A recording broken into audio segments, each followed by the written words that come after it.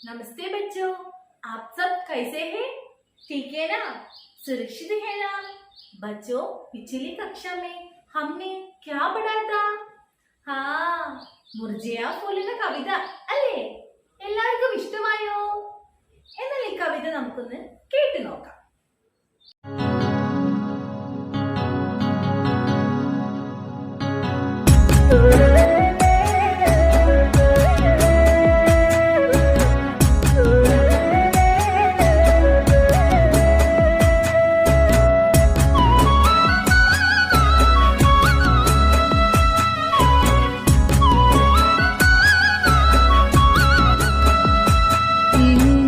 मुरझाया हुआ फूल है, इसका हृदय दुखाना मत। ये मुरझाया हुआ फूल है, इसका हृदय दुखाना मत। स्वयं बिखरने वाली उसकी पंखुड़ियां बिखराना मत। स्वयं बिखरने वाली उसकी पंखुड़ियां बिखराना मत। गुजरो अगर पास इसके,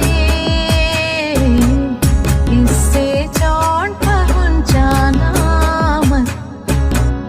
जीवन की अंतिम घड़ियों में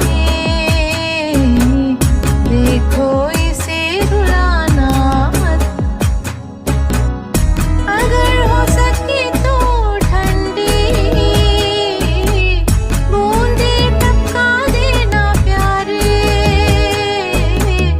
जल न जाए संतप्त हृदय, शीतल डाला देना प्यारे।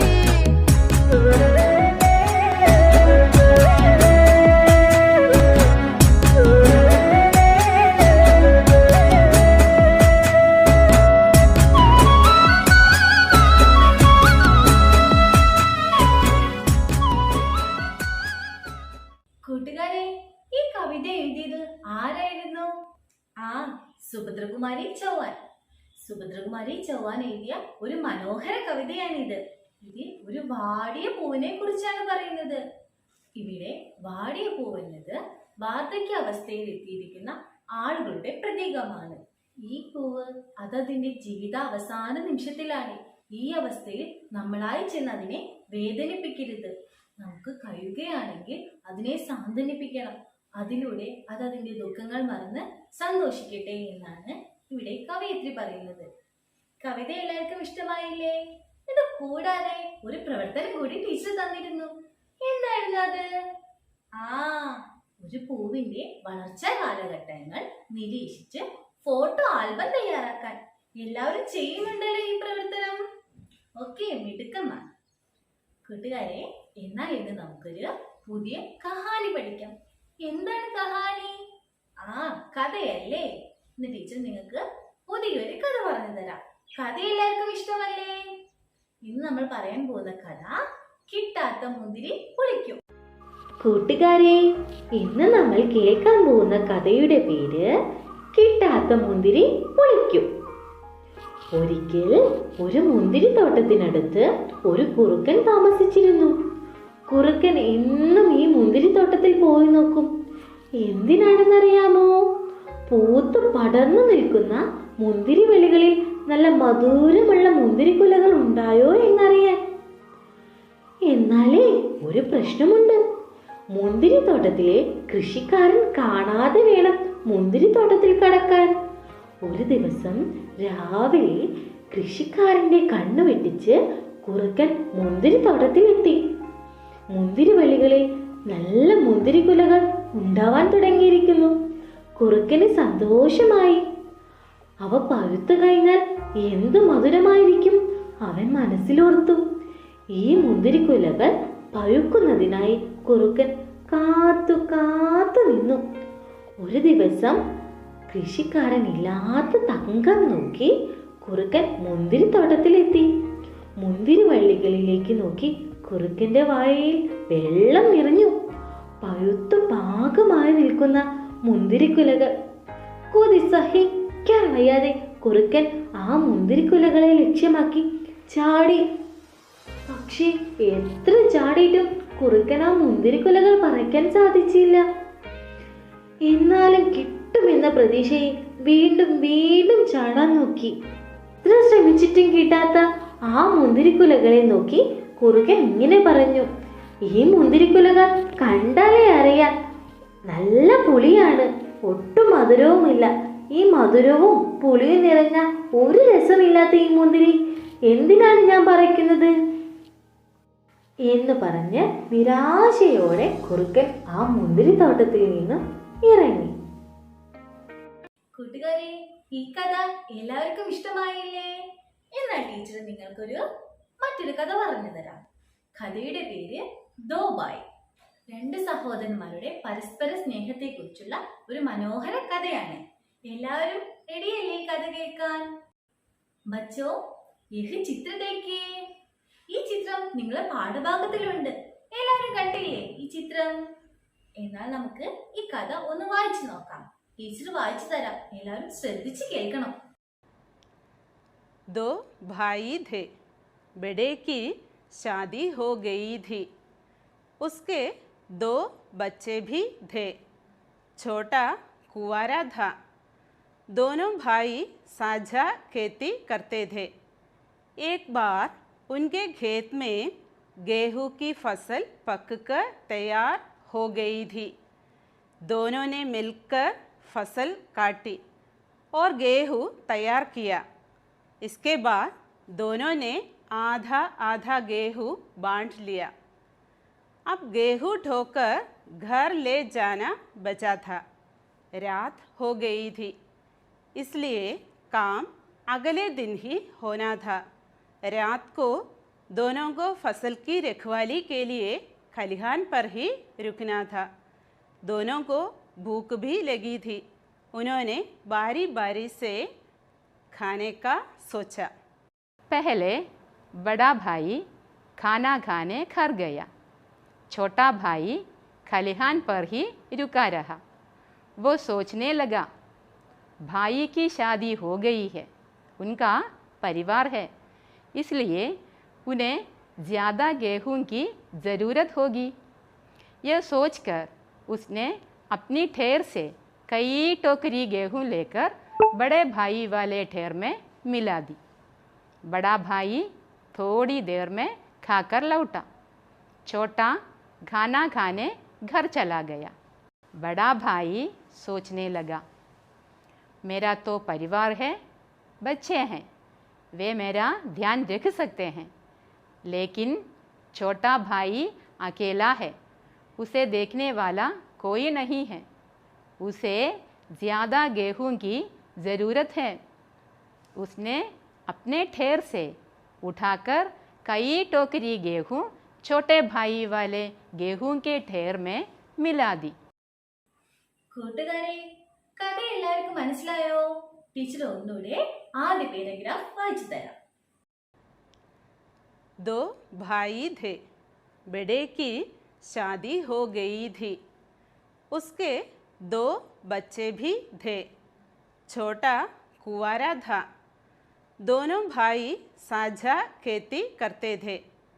एक बार उनके खेत में गेहूं की फसल पककर तैयार हो गई थी।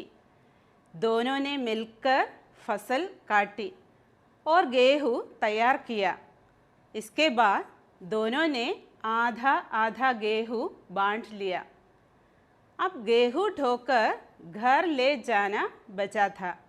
रात हो गई थी, इसलिए काम अगले दिन ही होना था। रात को दोनों को फसल की रखवाली के लिए खलिहान पर ही रुकना था। दोनों को भूख भी लगी थी। उन्होंने बारी बारी से खाने का सोचा.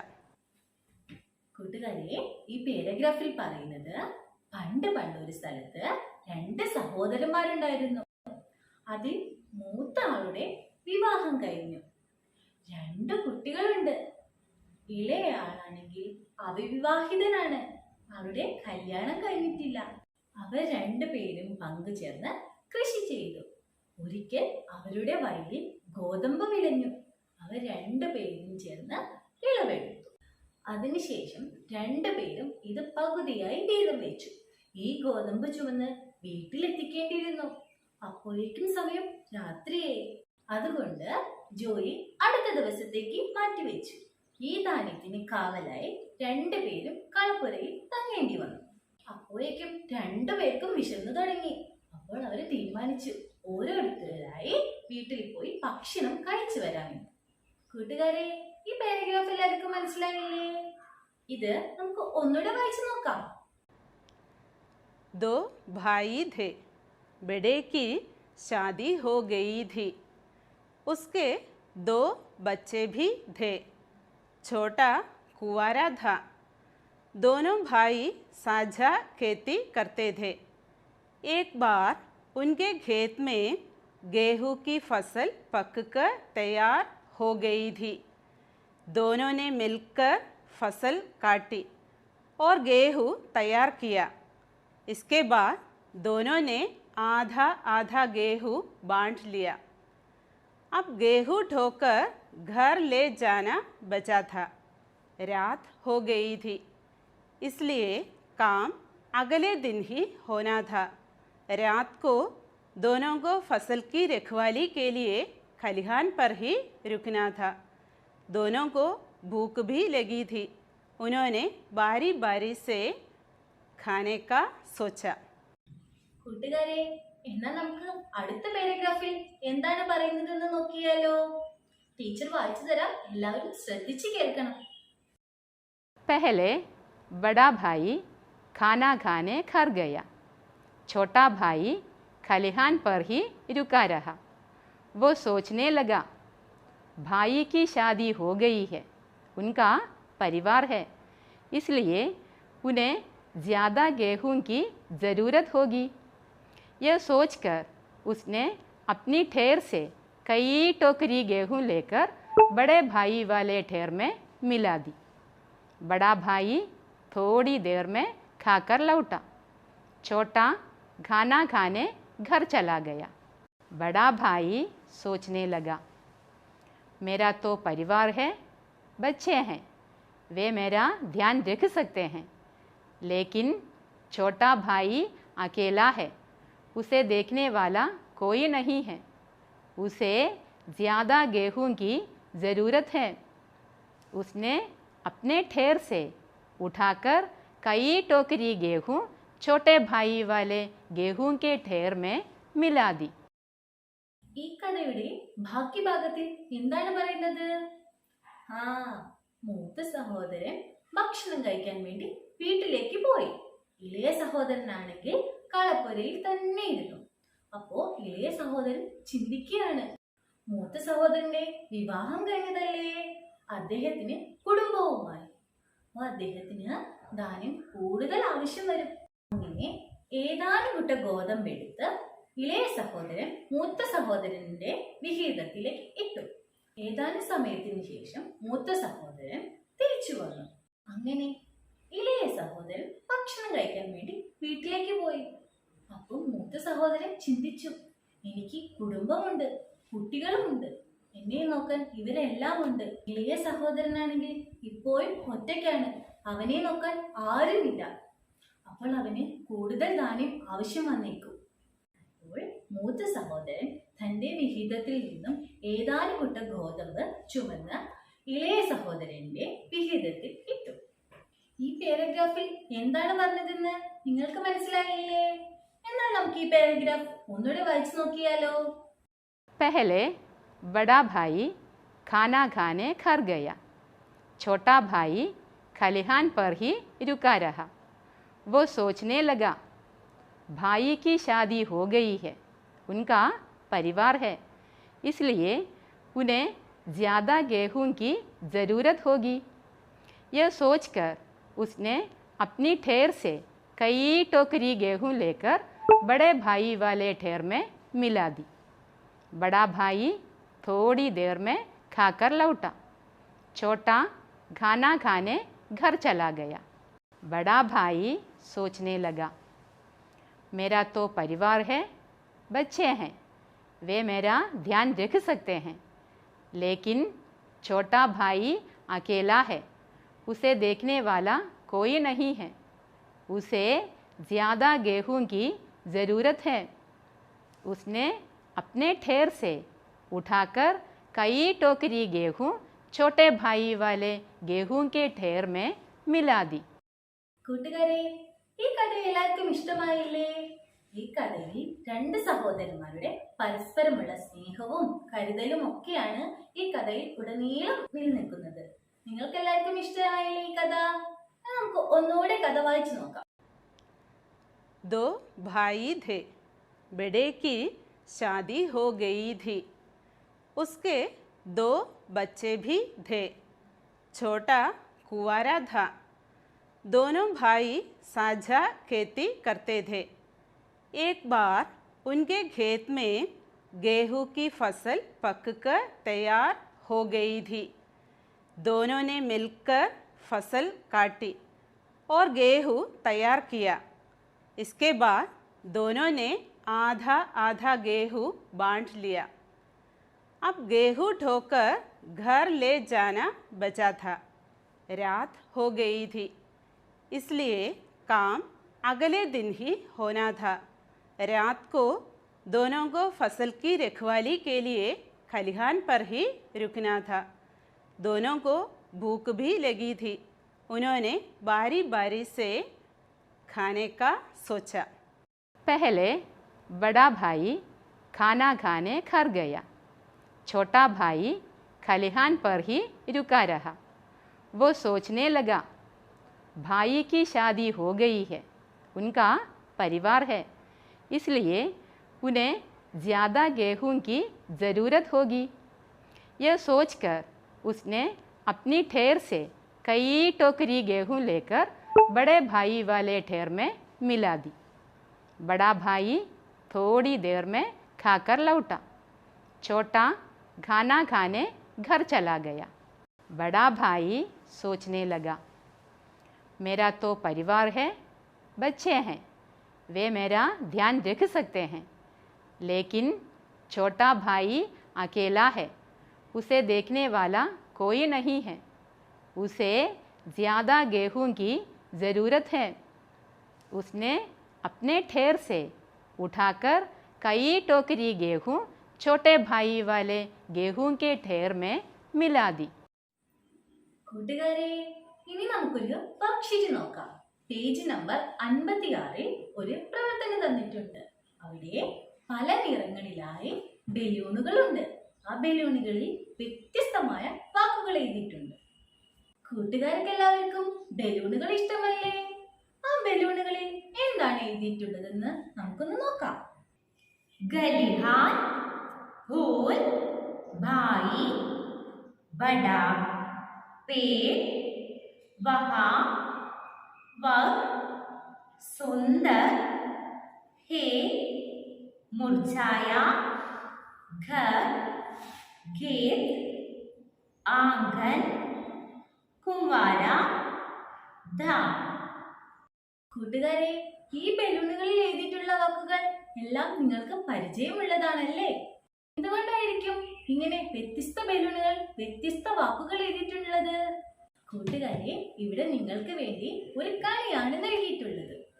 നിങ്ങൾ എന്താണ് ചെയ്യേണ്ടതെന്ന് അറിയാമോ നിങ്ങൾക്ക്? ഇവിടെ വ്യത്യസ്ത ബലൂണുകളിൽ നൽകിയിട്ടുള്ള വാക്കുകളെ ക്രമമായി ചിട്ടപ്പെടുത്തി ഓരോ വാക്യങ്ങൾ ഉണ്ടാക്കണം.